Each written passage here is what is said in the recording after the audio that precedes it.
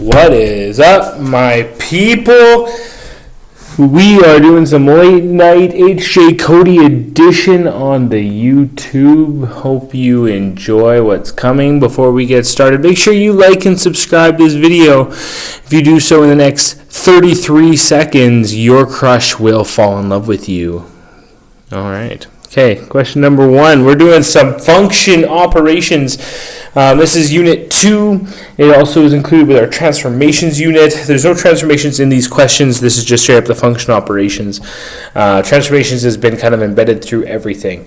So we're just talking function operations. Let's get going. Question 1. Given that f of x equals x squared plus 3 and g of x equals 4x plus 2, then the simplified expression of h of x equals f plus g of x. Okay, we're trying to figure out what h of x equals.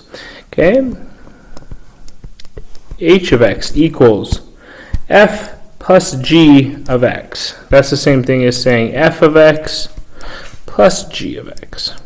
All they're asking you to do is add those functions together. F of x is x squared plus 3. G of x is 4x plus 2. Do some math magic, combine like terms, and we've got x squared plus 4x plus 5. That's looking like answer number A. Function operations, that's adding functions. Number 2. If f of x is x squared minus 3x minus 1 and g of x is 2x minus 5, then the value of fg of negative 1 is, okay, this right here, if there's nothing in between, would mean multiply. Alright, so different ways to tackle this. The way I view this problem, that's like saying f of negative 1 times g of negative 1.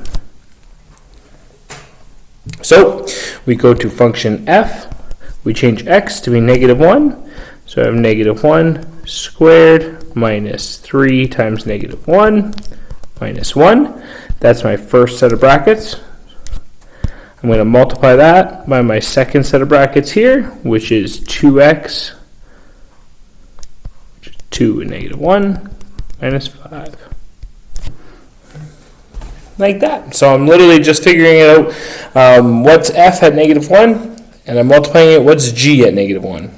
You could throw it in your calculator like that, or you could calculate it in parts, right? So if you want to calculate just the blue part, f of negative 1, negative 1 squared is 1. That's plus 3, and then minus 1. So you are looking at, let me think for a second again. Negative 1 squared is positive 1. That's plus 3, so that's 4 minus 1. That means this is 3. Times 2 times negative 1 is negative 2 minus 5. That is negative 7. So we're doing 3 times negative 7. That equals negative 21. B is our answer. That's function operation, multiplying functions together. All right, number 3. If a of x equals 12x squared minus 25x plus 12, and b of x is 12x squared plus 7x minus 12, then the domain of the function a divided by bx is. Okay, this is division of functions. They're saying take a divided by b. So our function would look like this. Here's a of x, 12x squared minus 25x plus 12, and we are going to divide that by b. There is b of x, so 12x squared plus 7x minus 12. And our goal is to figure out what's the domain of that function. 2 ways to get the domain here. Way number 1, you could graph that thing and then just kind of look and see what x is not able to equal. Or you could do it by hand. To figure out the domain of that function by hand, you're going to have to figure out what the non-permissible values are. So the non-permissible values are things that cause you to divide by 0. To be able to figure out what divides by 0, I would have to factor that denominator. So let's go ahead. Let's factor that denominator. Technically, you if this was like a question where I wanted to simplify the whole thing, I would factor the numerator too, but we don't need to do that if we're just talking about domain. Looking at this denominator, I'm looking for things that multiply to be negative 144 and add to be positive 7. I can't think of that off the top of my head. I need a calculator.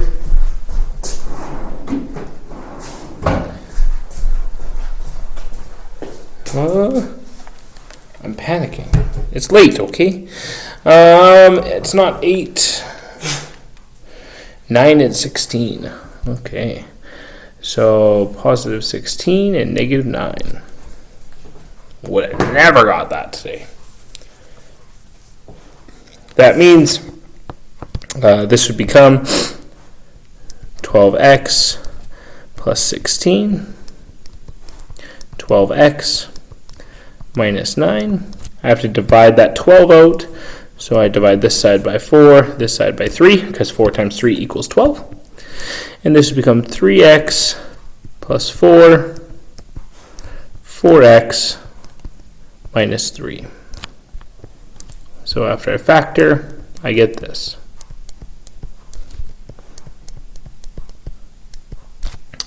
Again, my domain is just going to be XER, except for my non-permissible values. Now I can figure out my non-permissible values. It's what would make these two denominators equal 0. So the first non-permissible value would be negative 4 over 3. The second one would be positive 3 over 4. That's what x cannot equal. Looking at my answers, that looks like question A would be my domain. If you graphed it, you would also notice that there's non-permissible values or asymptotes in those spots. Fantastic. Question 4. Use the following information for the next two questions. The next question 5 is on the next page, but we'll use this info for both of them. It says, consider the two linear functions. I have f of x is 4x minus 5, and I have g of x is x minus 3. Defined for all real numbers. Which of the following is an expression of f of x? Again, if there's nothing in between, that means multiply. So they're literally asking me to do f of x times f of x. Well, f of x is 4x minus 5. So I'm doing 4x minus 5 times 4x minus 5. You multiply those together, that's 16x squared minus 20x plus 25. Those middle terms are like terms. And I have, after my multiplication of functions, 16x squared minus 40x plus 25. D is our answer.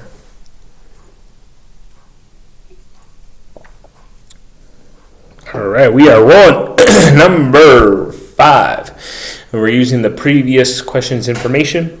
It says, which of the following is an expression of 3 times f plus g of x minus 2 times f minus g of x? Okay, this means 3 times f of x plus g of x,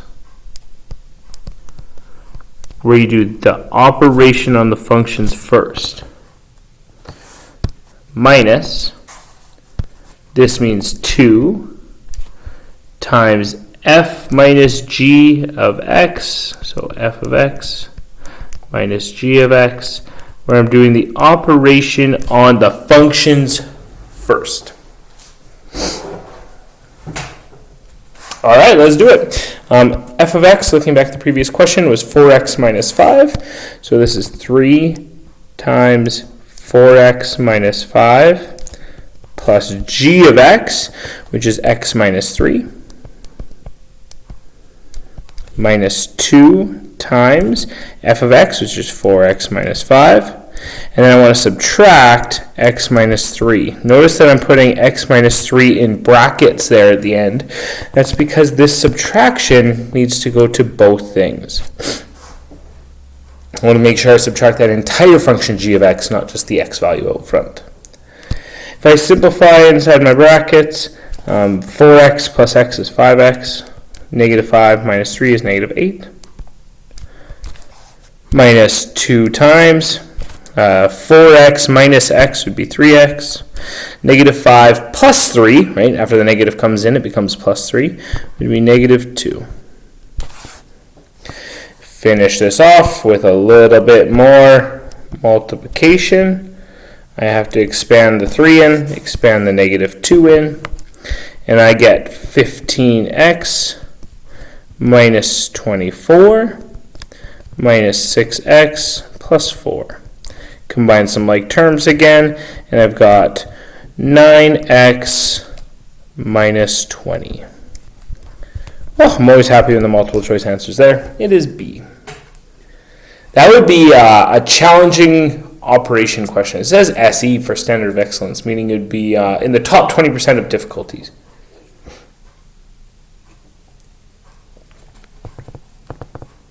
Cool. Let's look at G, or number 6. It says, given the functions f of x and g of x match the graph h of x that matches each equation, write your numbers in order A, B, C, D in the numeric response box. So I have 4 different h of x's. I have 4 different graphs down here. I need to match them up. So let's start with graph number 1. That would be f of x plus g of x. F of x is 7 minus x. G of x is 3x plus 1. So I have 7 minus x plus 3x plus 1. You add those together, that is 2x plus 8. That means I'm looking for a linear equation that has a y-intercept of 8. It is increasing from left to right with a slope of 2. That would be graph number 3. If you're not sure, throw in your calculator 2x plus 8 and your y equals, and then graph it, and you would get graph number 3. Looking at B, they want g of x divided by f of x. Okay, so g of x was 3x plus 1. F of x was 7 minus x. This is a rational expression. That means I'm looking for something that has an NPV of x cannot equal 7. Looking at my graphs, number 1 is definitely my rational expression. You can see my NPV right there as well. X cannot equal 7. If you weren't sure, throw in your calculator, graph it, and you'd figure it out. Next one, this means f times g. So f was 7 minus x. G was 3x plus 1. If you multiply those together, which you could, you would get a quadratic going downwards. You should just know that's a quadratic. Specifically, it's a quadratic that has x-intercepts at 7, 0 and negative 1 over 3, 0. So I'm looking for a quadratic with those x-intercepts. If you look at number 2, you will see an x-intercept there at 7, and there's 1 at a very small decimal there. We can assume that's negative 1 over 3. That means the last one must be 4, but we're going to do that question mainly because we have not seen that yet. That's a composite function. That means a function inside of a function. You might also see it written like this. It's typically how I write it. It means g of f of x. What they want you to do is they want you to take f of x. So take function f of x and substitute it in to g of x. So I'm literally changing the x value in g to be 7 minus x. So it looks something like this. 3 times 7 minus x. That looks like 7x. Let me fix that. And then plus 1. So that's g of x, but instead of x, I put 7 minus x. You then could simplify that, multiply the 3 in. That would give me 7, 14, 21 minus 3x plus 1. That means it's 22 minus 3x. I'm looking for a linear equation that is decreasing at a rate of negative 3 with a y-intercept of 22. The answer here must be 4. They don't have a scale there, but you can tell it's linear and it's decreasing with a positive y-intercept, and we can only assume that must be 22 up there. Awesome, that's a composite function. That's a function inside of a function. We haven't seen that yet. Perfect. That question actually kind of covers all of our operations. It's missing subtraction, but it's got the other 4, so that's pretty good. Alrighty then. Number 7. Consider the functions. I have f of x and g of x. The composite function, g of f of x. So that's g of f of x. It means put f inside of g. This is f, substituted for x inside of g. It would look something like this. Root 4, instead of x, I have x squared plus 4. If you simplify that, that means 4x squared plus 16. That would be A. You can't actually square root those things because that's a binomial, right? So you can't just go square root 4, square root x squared, square root 16. That doesn't work. It's a binomial. You can't just square root all the parts.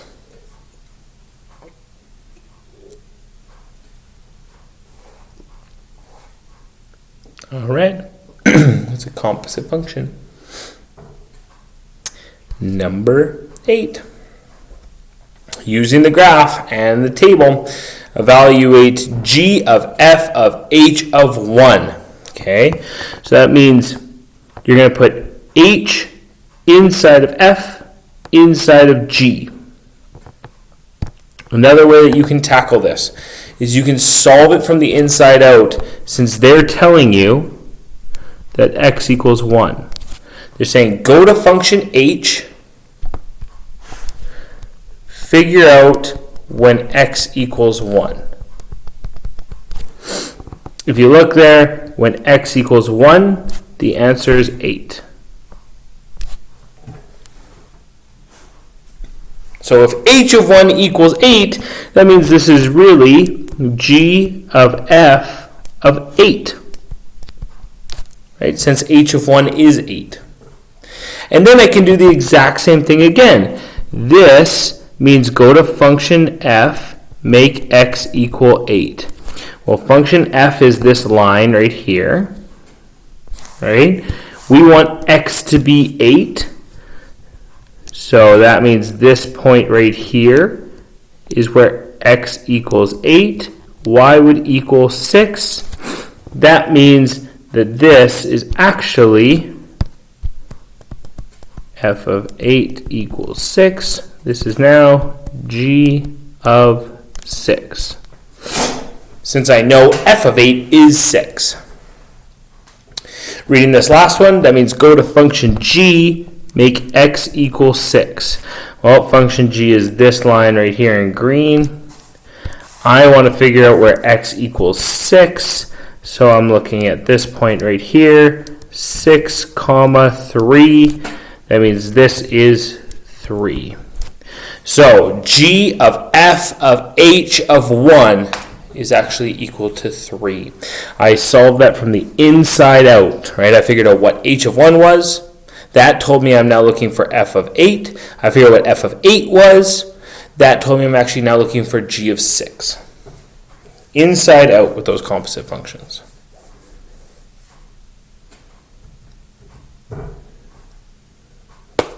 Cool. Number 9. The functions f, g, and h are given by f of x equals the absolute value of x plus 15, g of x, which is 4x plus 2, and h of x, which is x squared minus 10. The value of f of g of h of negative 3 to the nearest whole number is. Again, these are composite functions with those like open dots. Right? Those mean composite function. So this is f of g of h of negative 3. Start from the inside out. Let's start with h of negative 3. That means go to h make x equal negative 3. That would be negative 3 squared minus 10. That means h of negative 3 is equal to negative 3 squared is 9 minus 10 is negative 1. So h of negative 3 is negative 1.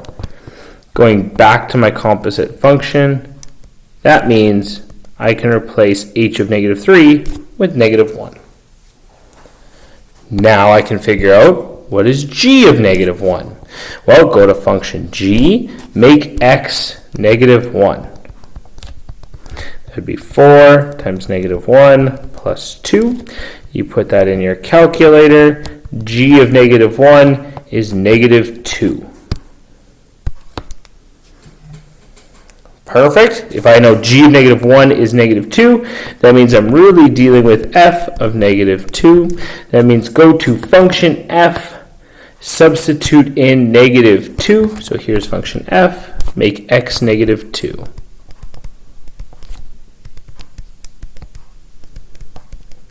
Those straight line brackets are absolute value brackets. You can find them in your calculator. I believe if you click math, you'll see ABS. That means absolute value. If you're not sure, I can show you. Essentially what absolute value does is it takes anything inside of its brackets after you've calculated it, and it turns it positive. For this question, if we simplify inside those absolute value brackets, negative 2 plus 15 is 13. 13 is already positive, so it just stays 13. This means that f of g of h of negative 3 equals 13. Again, solve from the inside out.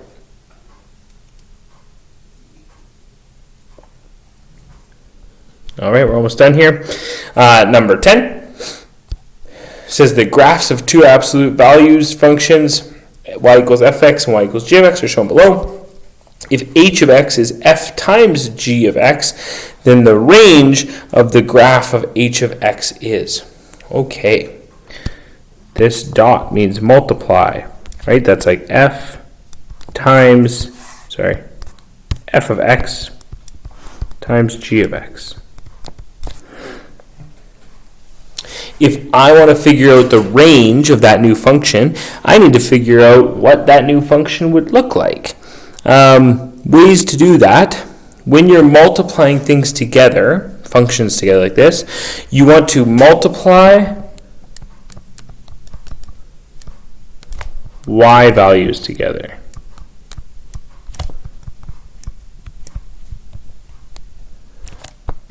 When x values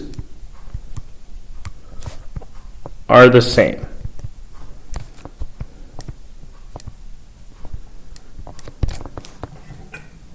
So for example, looking at my graph here, this y value here and this y value here both have x values of 0. When I multiply those functions together, I would do 4 times 2 equals 8. The x value is still 0. That point would go up there. And I'm going to do that with several values on these functions. So when x equals 1, I would have 1 times 3 equals 3. So that means that function would still be right there. In green, I have right here times right here. Those y values would be 0 times 2 equals 0. That means it's down there at that spot. I'll do one more on the right side of that equation. So let's pick right here and right here. No, I don't want to do that. What do I want to do that? 1 times a1, a1. I don't think I like that one. Let's do this one. No, I think we have to do that one. Yeah, we got to do all these points. Sorry. We got to do them all. If I did these points right here, that would be 1 times -1 equals -1. That means I'm going to have a point right there. Next spot, I've got 0 times negative 2. That would give me a value of 0. That means I have a point right here. And my last one, where we're going to start to see this trend, I have negative 1 times negative 3. That's going to be positive 3. So it's going to go up here. And you can see my graph is now doing something interesting. It's going to go like this. It started up here at 8. It went down like that. It goes down to here.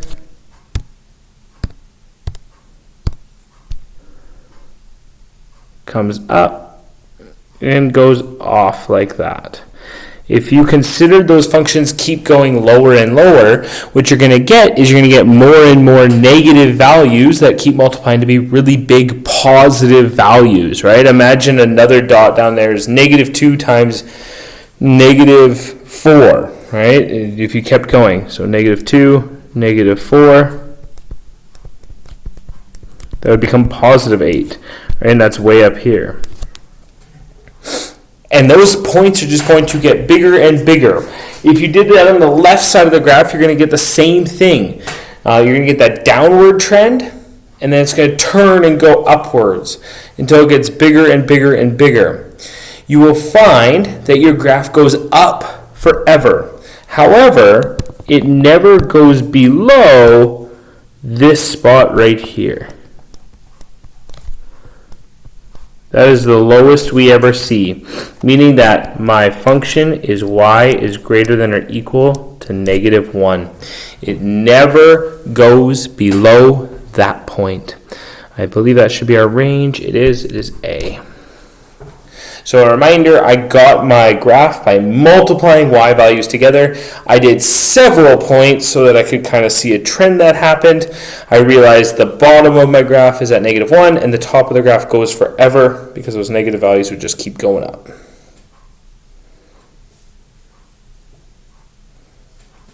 Awesome. Number 11. Last one. We're almost there. My dog's passed out on the floor. Bella, you okay? You want to do more math? Oh, she's sleeping. She's sleeping at the front of the classroom. Number 11. If f of x equals x squared plus 3x plus 5 and g of x equals 2x minus 1, then f of g of x can be expressed in the form ax squared plus bx plus c. This might be a good question to pause the video and see if you can answer it. When you unpause it, then follow through and see if you did it right. What this is asking us to do is it's telling us to take g of x and put it inside of f of x. So here's g of x, put it inside f of x. When I do that, it goes into both of those x values. So it looks something like this. 2x minus 1 squared plus 3 times 2x minus 1 plus 5. You can see I followed this function here, but I changed x to be 2x minus 1. We're going to have to simplify this a little bit because they want it in general form. So 2x minus 1 squared would give me, it's not 4x plus 1, right? Think about that as what it really means is 2x minus 1 times 2x minus 1. Right? That's what a binomial squared means. So you should get 4x squared minus 2x plus 1. Then I multiply this 3 in. I get plus 6x minus 3. And then I have my plus 5 at the end. Collect some like terms here. I have 4x squared. I have negative 2x plus 6x. That's plus 2x. And I have 1 minus 3 plus 5. That's plus 3. My values of A, B, and C are 4, 2, 3. That does it for our review on function operations. Sorry that we didn't do this in class. I really hope this video does help. I know the sound quality is not the best, but on the bright side, if you liked and subscribed quick enough, your crush should be, in your life anytime in the next 5 days. I can't remember what I promised at the beginning of this video. Let's say 5 days. If you ever have any questions doing this stuff, shoot me an email. Whatever you need, come find me, and I will try my best to help you out. For me and my dog Bella, we're out of here.